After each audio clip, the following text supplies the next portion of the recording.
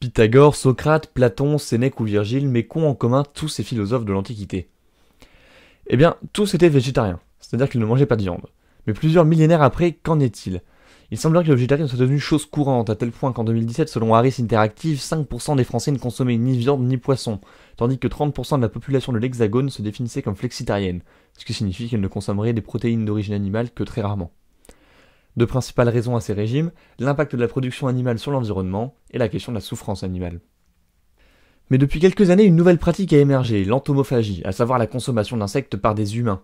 Elle aurait pour effet de réduire drastiquement l'impact environnemental de l'élevage, puisque la production d'un kilogramme de porc produirait près de 50 fois plus d'émissions de gaz à effet de serre, selon l'Organisation des Nations Unies pour l'alimentation de l'agriculture. Mais au-delà de la problématique environnementale posée par l'alimentation et à laquelle semblerait pouvoir répondre la consommation d'insectes, peut-on imaginer que les végétariens attachés à ne pas faire souffrir les animaux puissent manger des bébêtes? En fait, l'entomophagie va-t-elle tuer le végétarisme? Un consensus très clair existe aujourd'hui. Certains animaux ressentent la douleur, notamment les vertébrés.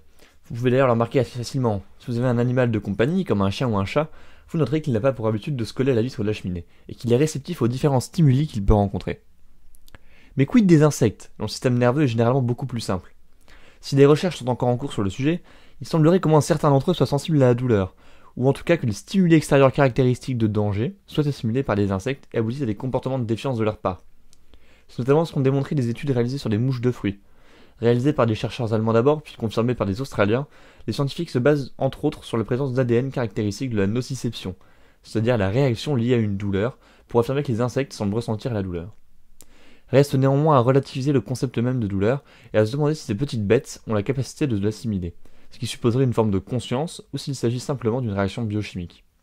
Si le régime entomophage permet de répondre à une problématique environnementale avec autant d'efficacité que le végétarisme, c'est sur le plan philosophique que les deux régimes se distinguent profondément, car le végétarisme, dans sa conception intellectuelle, vient corriger la manie humaine qui consiste à s'imaginer au centre du vivant, l'anthropocentrisme. Il est ainsi question que les hommes n'aient pas la légitimité morale de tuer les animaux et de les manger, à Pythagore de déclarer lorsqu'il tente de convaincre ses disciples: Abstenez-vous, mortels, de souiller vos corps de mets abominables.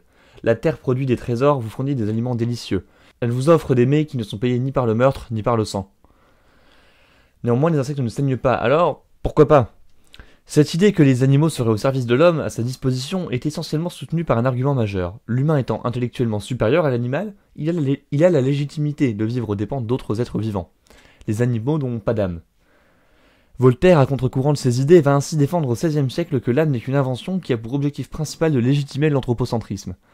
Il ne s'agit que d'une conception humaine, et rien ne prouve rationnellement quelle est la bonne manière de quantifier la sensibilité, la valeur, la légitimité de l'être sur Terre. On peut ainsi penser que l'humain, justement parce qu'il est a priori plus capable de réflexion que le reste du vivant, devrait pouvoir faire la part des choses et s'abstenir de dévorer des animaux. Ainsi, le régime entomophage pourrait-il se substituer au végétarisme? Puisque la science ne disculpe pas l'hypothèse de la souffrance des insectes, au contraire, cela semble être une question de tolérance.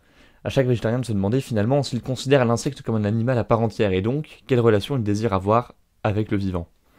Mais pour les plus fidèles aux philosophies des Grecs et des Lumières, il ne semble faire aucun doute, l'entomophagie n'est pas une solution satisfaisante.